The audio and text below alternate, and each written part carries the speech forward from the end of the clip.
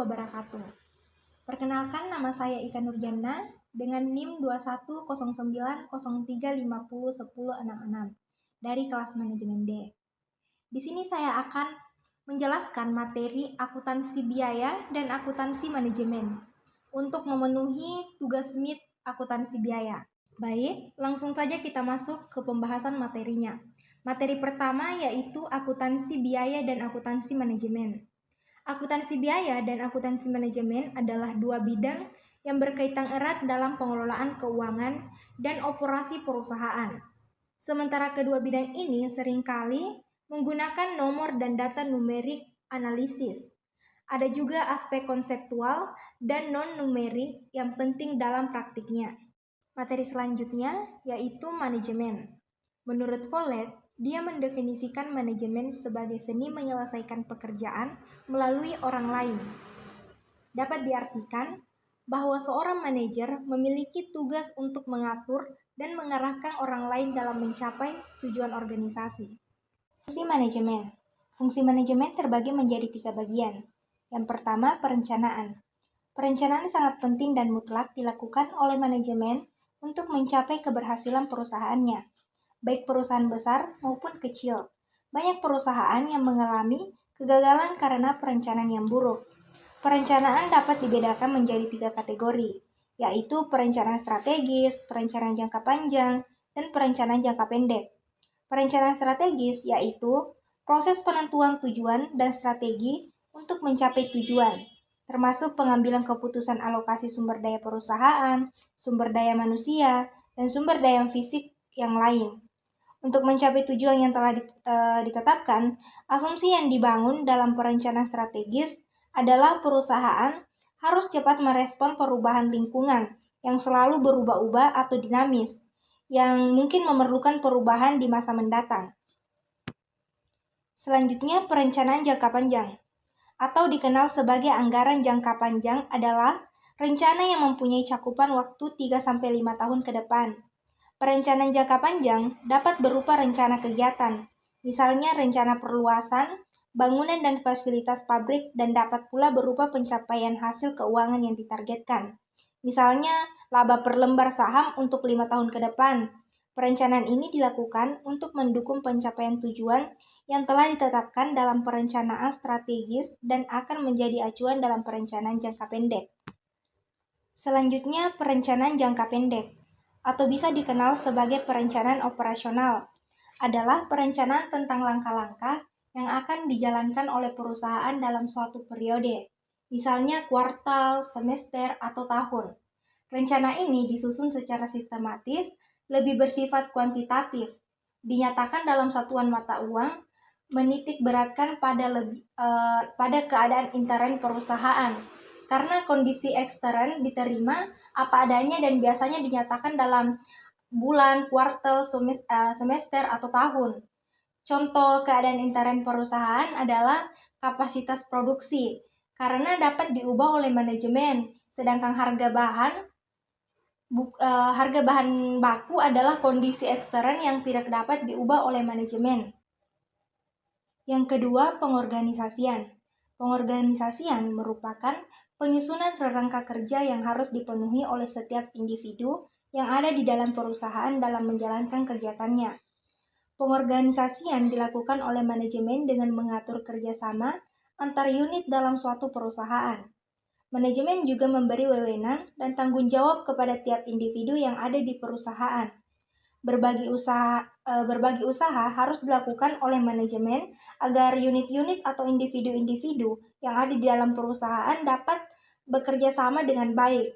Salah satunya adalah dengan memberi motivasi kepada para individu agar bekerja dengan sebaik-baiknya demi perusahaan. Yang ketiga yaitu pengendalian. Pengendalian adalah usaha sistematis yang dilakukan manajemen untuk mencapai tujuan secara efisien dan efektif. Pengendalian dilaksanakan dengan membandingkan kinerja dengan rencana dan mengambil tindakan yang perlu untuk menghilangkan berbagai penyimpangan. Berbagai kegiatan selalu dimonitor sehingga hasilnya dapat diketahui apakah masih sesuai dengan yang diharapkan. Contohnya pengendalian Pengendalian adalah menetapkan tujuan yang akan dicapai, penyusunan anggaran yang melibatkan manajemen puncak hingga manajemen pelaksana, menyelenggarakan sistem pencatatan yang baik, dan menentukan mekanisme evaluasi untuk menentukan penyimpangan yang terjadi dan langkah-langkah perbaikannya. Materi selanjutnya yaitu pemberian wewenang dan tanggung jawab. Wewenang adalah suatu kekuatan memerintah orang lain untuk melakukan atau tidak melakukan sesuatu. Wewenang merupakan hak yang dimiliki oleh manajemen dan dapat diberikan atau didelegasikan kepada orang lain, biasanya kepada bawahannya. Meskipun wewenang telah diberikan kepada orang lain, tetapi tanggung jawab pelaksanaannya tetap berada di tangan manajer yang memberikan wewenang. Tanggung jawab sangat erat kaitannya dengan wewenang. Tanggung jawab menunjukkan hubungan atasan bawahan. Pihak atasan berhak menuntut bawahannya untuk bekerja sesuai dengan kriteria tertentu. Apabila bawahan setuju, maka bawahan tersebut mengikatkan diri dalam suatu tanggung jawab. Meskipun demikian, atasannya tetap bertanggung jawab terhadap kinerja bawahannya. Sebagai contohnya yaitu kepala bagian produksi meminta bawahannya, yaitu manajer pemotong bahan, untuk memotong bahan 50 unit setiap harinya. Selanjutnya, bawahannya akan mengerjakan pemotongan bahan sesuai dengan yang diminta. Apabila ia gagal memenuhi kewajibannya, ia harus mempertanggungjawabkan kegagalan tersebut kepada atasannya. Atasan juga harus tetap bertanggung jawab terhadap keberhasilan kerja bawahannya. Next, struktur organisasi. Struktur organisasi ialah cara di mana sebuah organisasi mengatur dan mengelola tugas, tanggung jawab, dan keputusan-keputusan yang diperlukan untuk mencapai tujuan mereka. Struktur organisasi mencangkup hierarki, hubungan antar bagian atau departemen, tanggung jawab individu, dan komunikasi dalam sebuah organisasi. Selanjutnya, peran pengawas dalam perencanaan dan pengendalian. Pengawas, atau biasa disebut kepala bagian akuntansi, adalah manajer yang bertanggung jawab terhadap fungsi akuntansi. Di dalam perusahaan, pengawas mempunyai tanggung jawab lini untuk masalah-masalah yang berkaitan dengan departemennya dan tanggung jawab staf untuk masalah-masalah yang berkaitan dengan departemen lain.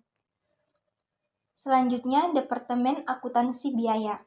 Departemen Akuntansi Biaya di bawah kendali dan arahan pengawas bertanggung jawab terhadap pengumpulan, pengolahan, dan penyampaian informasi yang berhubungan dengan kegiatan perusahaan. Departemen Akuntansi Biaya bertugas menganalisis biaya dan menyampaikan laporan kinerja serta data untuk pengambilan keputusan lainnya kepada manajer agar manajer dapat mengendalikan dan memperbaiki operasi perusahaan. Materi selanjutnya, peran akuntansi biaya. Peran akuntansi biaya terbagi menjadi 6 bagian, yaitu yang pertama, penganggaran. Anggaran adalah rencana manajemen yang tertulis dan dinyatakan dalam satuan rupiah, agar dapat menumbuhkan partisipasi dan motivasi para manajer dalam pencapaian tujuan yang telah ditetapkan. Maka semua tingkatan manajemen dari semua bagian harus dilibatkan dalam penyusunan anggaran. Anggaran yang realistis akan meningkatkan koordinasi antar individu, terlaksana kebijakan manajemen, dan tercapainya tujuan yang telah ditetapkan. Yang kedua, pengendalian. Pada perusahaan kecil, pengendalian terhadap karyawan dapat dilakukan dengan pengawasan secara fisik. Dalam perusahaan besar, pengendalian dilakukan dengan menggunakan alat, yaitu perencanaan dan pelaporan. Masing-masing manajer bertanggung jawab terhadap rencana masing-masing bagiannya dan pelaporan terhadap pelaksanaan rencana kerjanya. Yang ketiga, penentuan harga. Manajemen harus dapat menentukan harga produk yang dapat menutup semua biaya dan menghasilkan laba.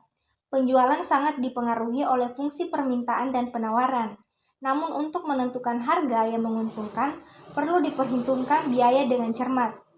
Sistem akuntansi biaya menghasilkan informasi biaya produksi dan biaya per unit produk. informasi biaya per unit produk sangat membantu manajemen dalam menentukan harga jual produknya. Yang keempat, penentuan laba.